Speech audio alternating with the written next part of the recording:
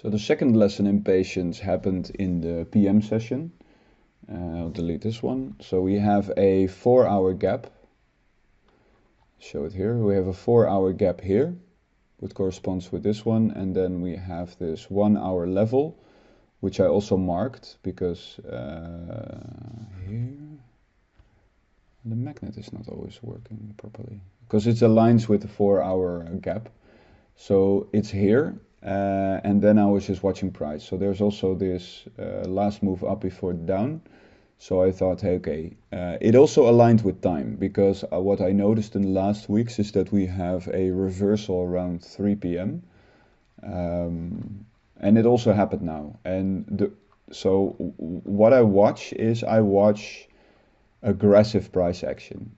And what is aggressive price action? Aggressive price action is price action that moves up violently, leaves gaps, and many gaps in between the different candles, so that there's not, this is like choppy price action, but this is just a violent move up, and it looks like it wants to take out a specific fair value gap level, whatchamacallit.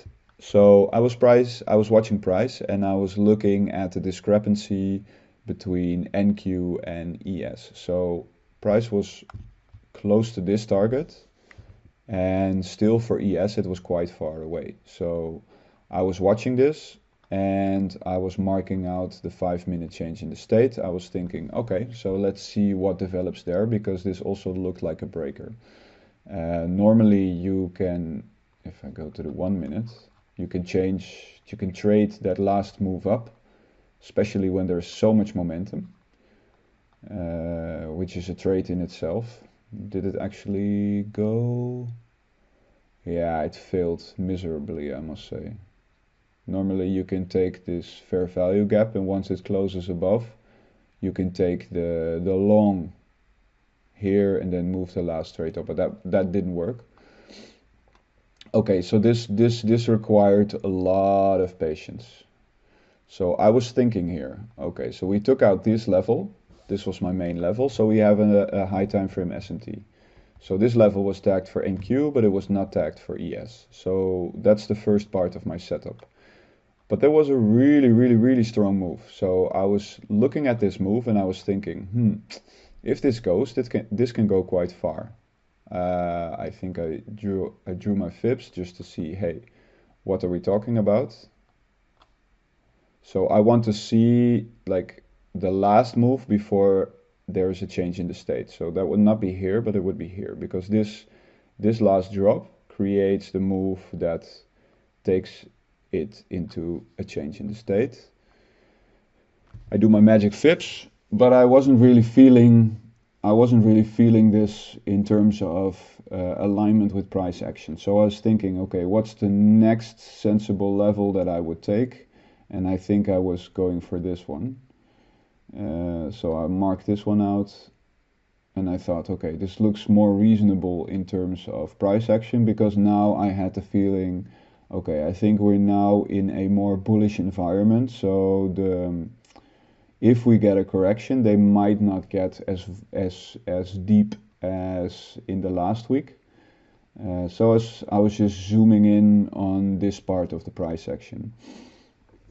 And I was paying attention, I was marking out my levels, and then let's zoom in, because, well, even if I look back now, it's not that obvious. Okay, yeah, so I went to the 2 minutes because it gave me a nice first impression of price action.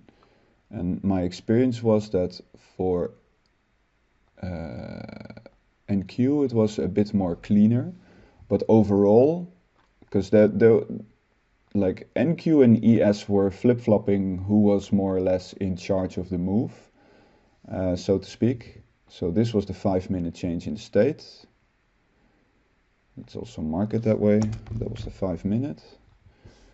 And I was watching this, and I have to think, where did I... Okay, so this 2-minute broke, and we went through the change in the state. And I Notice that I thought, okay, so there's a cluster here, there's a gap here, so most likely there's a lot of resistance moving, in the sense that we get not resistance, but we get a lot of support here in the move, holding the move down. So I thought, okay, price is going to break through the M5. It's going to retest for sure the change in the state, because especially around this time it gets a lot more choppy and the moves are not as violent as they would otherwise be. So I thought, okay, this is my move. I do my golden fib and I see, hey, normally it would retrace to at least a 50% move. So I'm going to put my entry. I thought, okay, it's going to be in the middle. I put my stop on the top and I just scale in, not full size, but I just scale in half size. So if there is a wick up, I'm okay with that. If the context is still the same, I can trade it all the way down. And I was thinking, okay, so what do I want to see? This seems like a sensible level for me for take profit. But I also noticed that in this time you get a lot of move up and down, so I was thinking maybe I take my first off around here. So most likely this level will get tagged and then it might go here. Okay, so like I said, it was a lesson in patience. So at first price came here. It just did not tag the 50 EQ level. So what I did is I said, okay, probably it's going to tag the 50% level. So the first thing I did that showed a lack of impatience, I moved my entry from here to the 50%. So I moved my stop a little bit back, so that was at the top again. So what did you see? Of course, it tagged the golden fib perfectly, so there was no need to change the entry of my position. So that was the first lesson.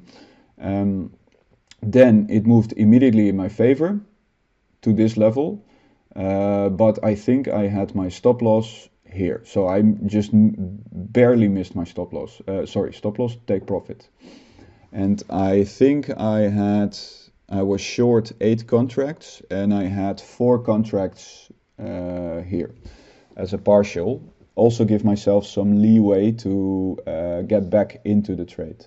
So here you see some divergences because NQ was looking like the weaker pair, while actually ES was looking like a stronger pair. And I got chopped up here in my patience. So price was just doing its thing. It was just moving in a range, doing nothing special at all. There was no decision whatsoever. So we could go up, we could go down. But the thesis of my short was still correct because we were still below the 5-minute change in the state. So there's no need to change my bias, but I got really impatient. The more I got, the longer this took, because this took like, oh dear God, like half an hour. I was just waiting half an hour to get my move. And I felt that I should get rewarded for my patience, which makes absolutely no sense whatsoever. So this was chopping up and down. So my target was here, I missed it, and I started moving my target up. And I did not only move my target up, I also changed the number of contracts. So instead of closing 4 out of 8 contracts, I closed 6 out of 8 contracts. So, you know, it's okay, it's okay. It was still good profit because it was quite a large position, even though the RR is not the best. It's still high probability trade, right? But I had my trade go against me a little bit, not in the red, but just still, I mean, I noticed that I don't like giving back profits. That's a big lesson for me. So I think I got stopped here. I got my take profit here somewhere. And then I saw this move up, and this move up created an SMT. So I'll leave this, but that's just to show how much I left on the table. So I saw this move, and that was just a retest of the change in the state. Please notice that there is no close above the change in the state. Only in this move to get the liquidity and to retest this FEG, which was retested twice this another time. When this corrected, I thought, hey, okay, this is actually good because it could be that that was the last hunt for liquidity before the move down. So I went short with another four contracts, I think. I didn't want to go full size. And then I got chopped up here and I got impatience and I closed those four contracts around here again. $40 profits, so okay, that's fine. Uh, and then I said, okay, you know what? This TP is fine with me because this TP would have been a 2.4. I had my TP here for those two contracts, but I actually moved it up a few points, which for me is absolutely fine. So in the end, price dropped. I felt a bit annoyed about closing those four contracts because what I said, price was just rolling over and it was not doing anything that, let's say, contradicted my bias for this trade. Price moved down, tagged my TP. I felt good. I thought, okay, now we can now we can bounce again. I'm fine. I'm out of the trade. It bounced and then it just went absolutely in favor of the bias and the setup of my trade. And also my initial target. So I think I would have moved this stop maybe up to here or maybe even higher. But this was a potential 5.5 R trade. And of course, this would have been for a runner. And the initial idea was to leave those two contracts for a potential runner. But I got too impatient. I got mentally obliterated in this chop, which was again just a range, not doing anything on the setup. It didn't invalidate whatsoever. So I just gave back. I did not give back. I just handed profits over to other people because I think this netted me $650 and it could have been at least double. So yeah, so much to learn. So that's another lesson in patience, patience, patience, patience.